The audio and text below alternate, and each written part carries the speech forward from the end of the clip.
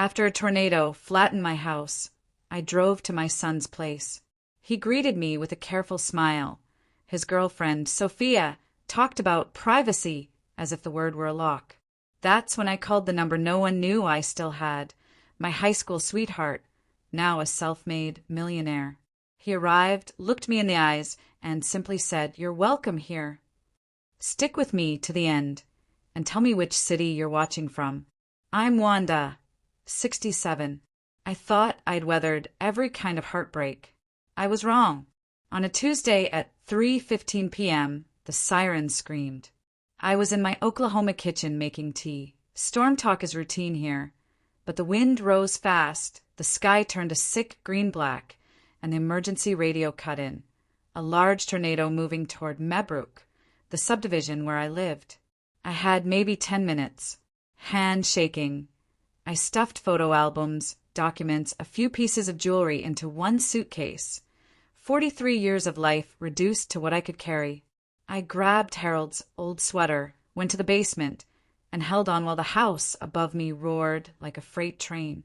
Then came the awful silence. When I climbed the stairs, there was nothing where my living room had been. Just open sky, splintered wood, and my rose garden, shredded to mud. The kitchen table was jammed into what remained of the garage wall. I cried for the first time since Harold's funeral 8 years ago. Neighbors with intact roofs took me in that first night. Mrs. Patterson offered her damaged guest room, and the Red Cross opened a shelter. But the thought of a gym full of strangers made me feel even more lost. I needed family. My phone was buried under rubble, so I used hers to call my son, Marcus, who lives 45 minutes away in Tulsa. We aren't close, but he's all I have. "Mom, are you hurt?" he asked. "I'm okay," I said.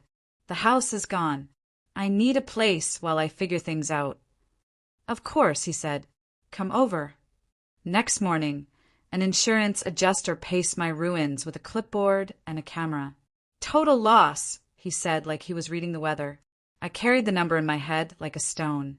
Policy for $120,000 on the structure. After deductible and depreciation, maybe $90,000. $90,000 to rebuild 43 years felt like a joke. Mrs. Patterson helped me load what I'd saved. 3 trash bags of muddy clothes, 1 suitcase of photos and papers, and Harold's toolbox that somehow survived. Driving to Tulsa felt like entering a country where my old landmarks no longer belonged to me. The diner Harold and I favored, the gas station where I bought lottery tickets, all of it part of a life I couldn't return to. Marcus's neighborhood was untouched. Manicured lawns, picture-perfect porches. His 2-story colonial had white shutters and a red door Sophia had chosen. I'd met her 3 times in 2 years. She's 32, works in marketing, and has strong opinions about everything. I parked, sat for a moment, and reminded myself this was temporary, just until the claim came through and I found a small apartment. Marcus opened the door before I could knock. For a second, seeing Harold's eyes on my son's face made me believe everything might be okay. Then Sophia appeared behind him. She offered a polished smile that slid past me to my bags. Inside looked like a magazine spread. White couches that seemed unused. Glass tables, windows so clean they vanished. I perched on the edge of the sofa, aware of the smell of wet wood and mud clinging to my clothes. "So, what's the plan?" Marcus asked, sitting across from me like we were in a meeting.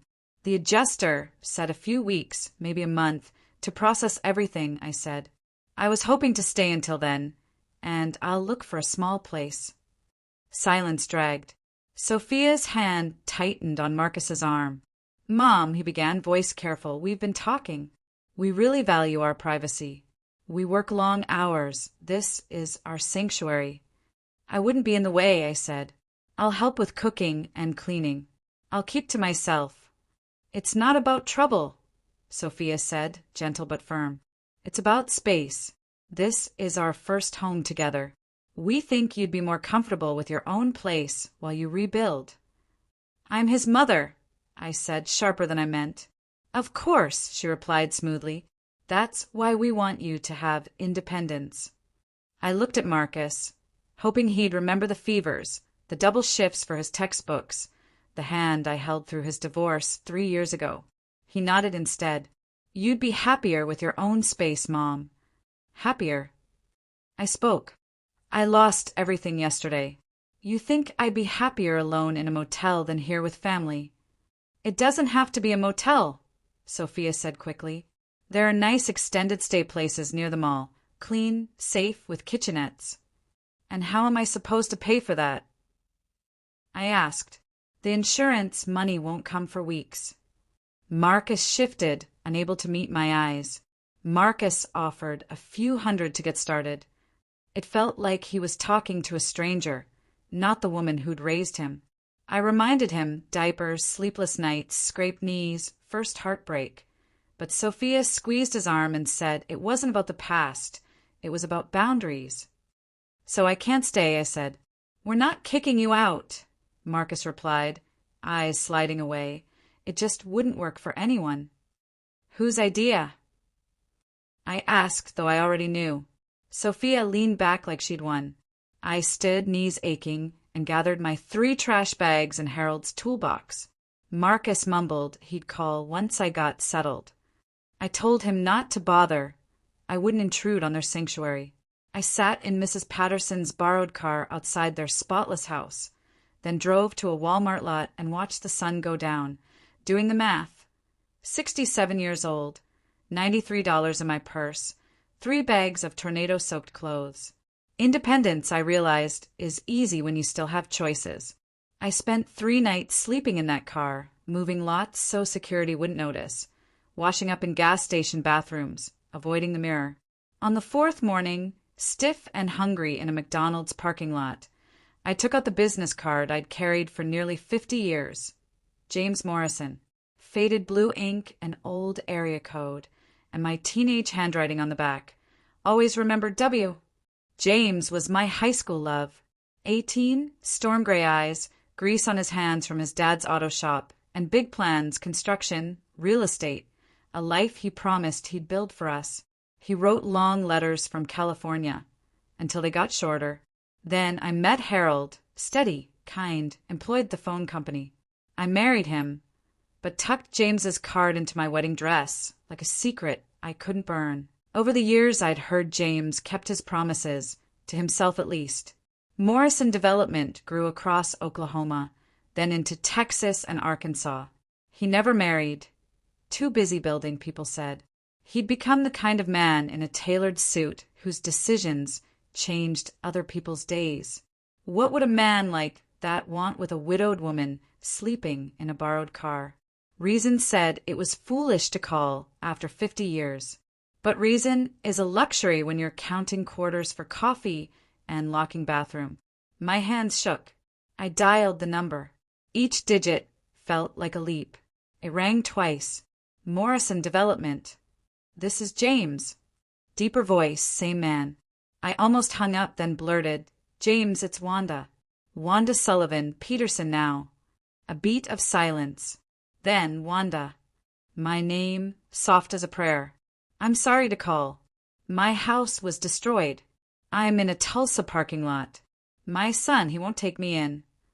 Tell me where you are, he said, already moving. I'm coming. You don't have to. No argument.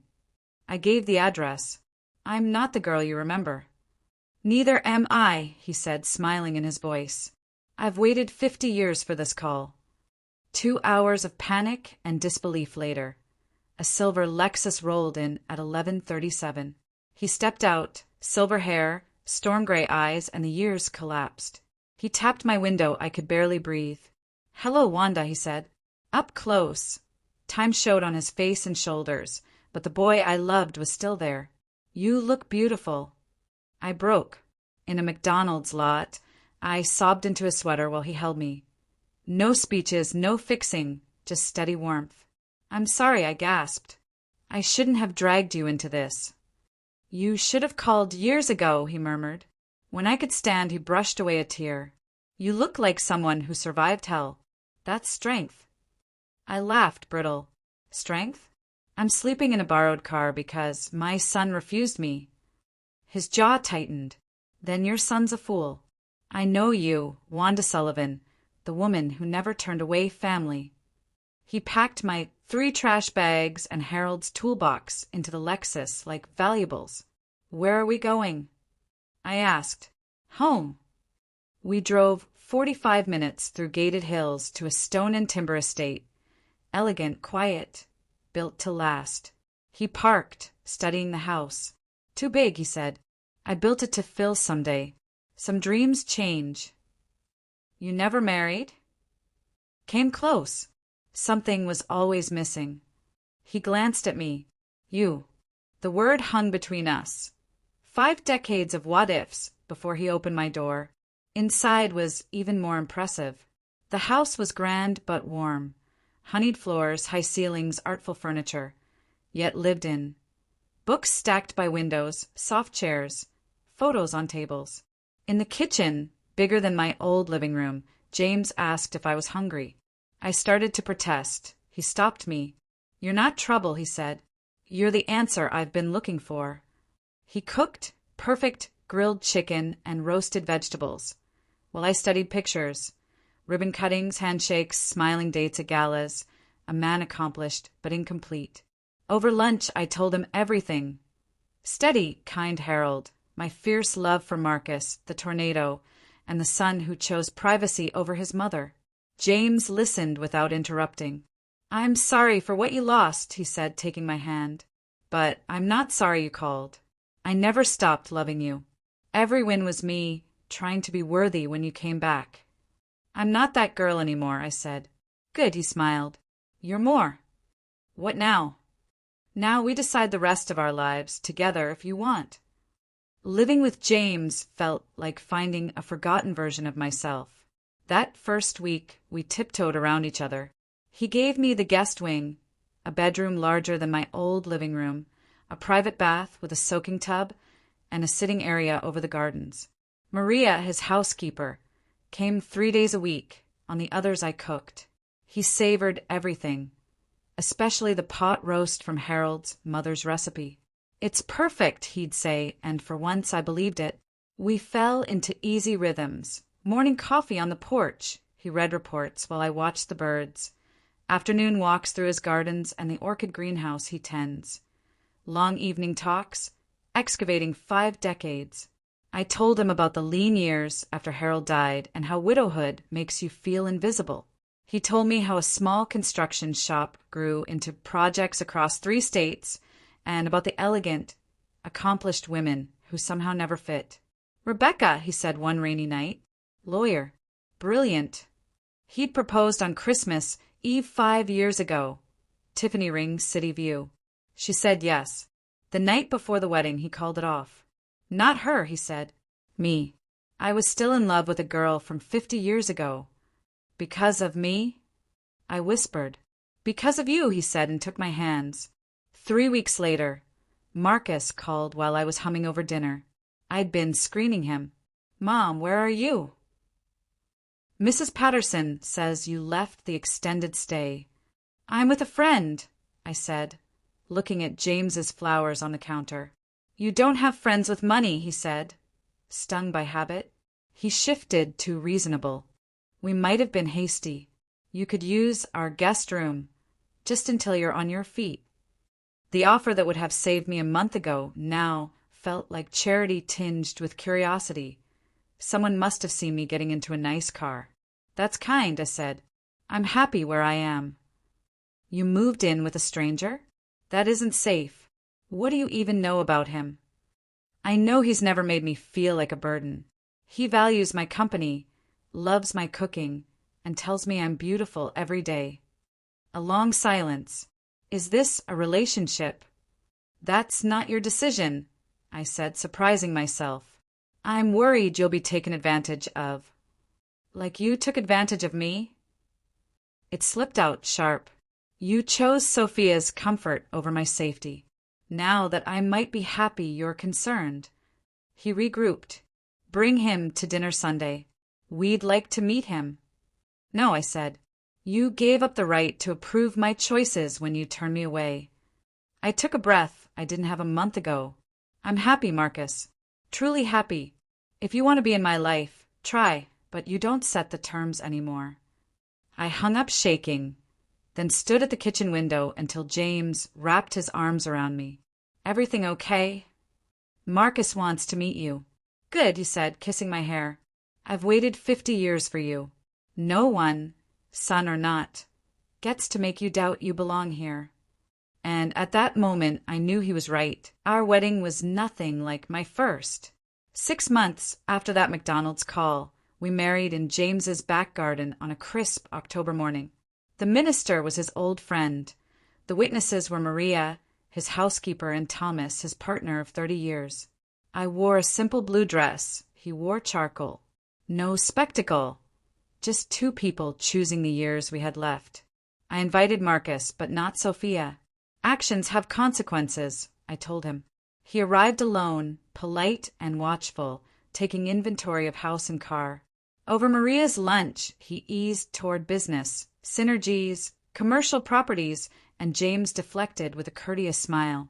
In the weeks after, Marcus called often, all warmth on the surface, always circling back to James's investments.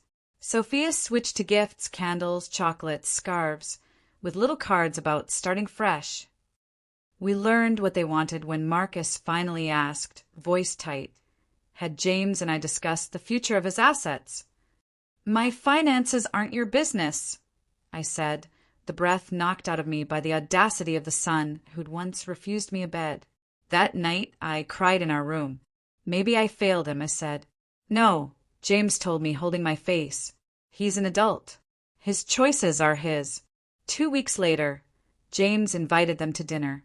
I watched the businessman's side of my husband, polite, steel-backed.